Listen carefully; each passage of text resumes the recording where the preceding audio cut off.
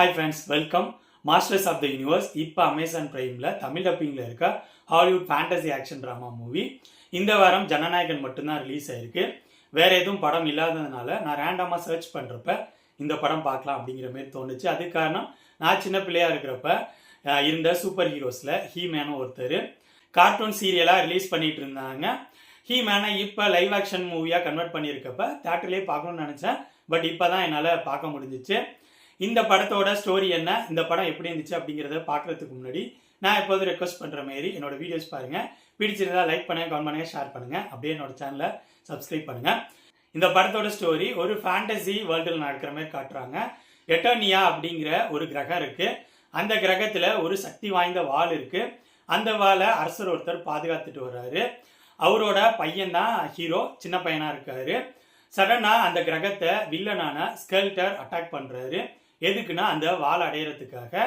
அவரு அந்த அட்டாக் பண்ணி அங்கே இருக்க வீரர்கள்லாம் கொண்டுகிட்டே வர்றாரு.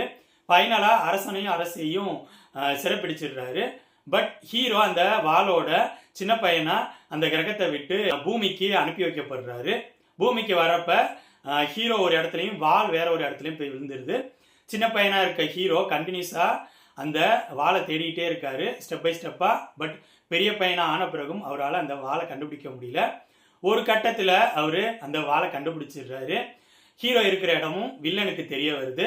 ஸோ இதுக்கப்புறம் படத்தில் நடக்கிற சம்பவங்கள் தான் மாஸ்டர்ஸ் ஆஃப் த யூனிவர்ஸ். இந்த படத்தோட பலம் அப்படிங்கிற மாதிரி எனக்கு பட்டது. இந்த படத்தோட டெக்னிக்கல் விஷயங்கள், ஒளிப்பதிவு, background music, editing, VFX, sound எஃபெக்ட்னு எல்லா விஷயங்களும் நீட்டாக இருந்துச்சு. இந்த படத்தில் நடிச்சவங்களோட பெர்ஃபார்மன்ஸ் நல்லா தான் இருந்துச்சு. இந்த படத்தோட ஆக்ஷன் சீக்வன்சஸ் ஓகே தான். கிளைமேக்ஸில் ஹீரோவுக்கும் வில்லனுக்கும் வர ஆக்ஷன் சீக்வன்ஸ் மட்டும் சூப்பராகவே இருந்துச்சு. அது அவங்க ப்ரெசென்ட் பண்ணியிருந்த விதமே நல்லா இருக்கிற மாதிரி இருந்துச்சு.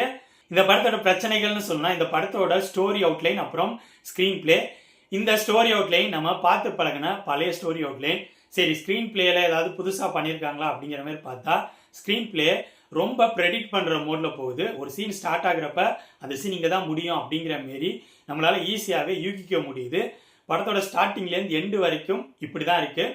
ஒரு விஷயம் கூட சர்ப்ரைஸ் அப்படிங்கிற மாரி ஒன்றுமே இல்லை. இதனாலே இந்த படத்தோட ஸ்க்ரீன் பிளே எனக்கு டோட்டலாக ஒர்க் அவுட் ஆகவே இல்லை. அது மட்டும் இல்லாமல் இந்த படத்தை இவங்க ஓல்டு ட்ரெண்ட்லேயே ப்ரெசென்ட் பண்ணிட்டாங்களோ, நாடகத்தன்மையோட ப்ரெசென்ட் பண்ணிட்டாங்களோ அப்படிங்கிற மாரி எனக்கு தோணுச்சு. வில்லன் கேரக்டரையும் இவங்க ஸ்ட்ராங்காக ப்ரெசென்ட் பண்ணவே இல்லை. எமோஷன் அப்படிங்கிற விஷயமும் ஒர்க் அவுட் ஆகலை. காமெடி அப்படிங்கிற விஷயமும் ஒர்க் அவுட் ஆகவே இல்லை. இதனால இந்த படம் எனக்கு டோட்டலாக ஒர்க் அவுட் ஆகவே இல்லை. ஓவராலாக சொல்லணும்னா, என்னை பொறுத்த வரைக்கும் மாஸ்டர்ஸ் ஆஃப் த யூனிவர்ஸ் டெக்னிக்கலாகவும் சரி, ஆக்டர்ஸோட பர்ஃபார்மன்ஸாகவும் சரி, ஸ்க்ரீன் பிளேயாகவும் சரி, சின்ன பிள்ளைங்க பார்க்குற லெவலுக்கு தான் இந்த படம் இருக்குது. பெரியவங்கெல்லாம் பார்க்குற லெவலுக்கு இந்த படம் இல்லை. ஸோ என்னோட ரிவ்யூ பேஸ் பண்ணி முடிவு பண்ணிக்கோங்க, இந்த படத்தை பார்க்கலாமா வேணாமான்னு. இந்த படம் அமேசான் பிரைமில் தமிழ் டப்பிங்கில் இருக்குது. மாஸ்டர்ஸ் ஆஃப் த யூனிவர்ஸ் படத்தை பற்றி என்னோட விமர்சனம் இது. அடுத்த வீடியோவில் இன்னொரு படத்தோட ரிவ்யூவோடு சந்திப்போம். பாய்.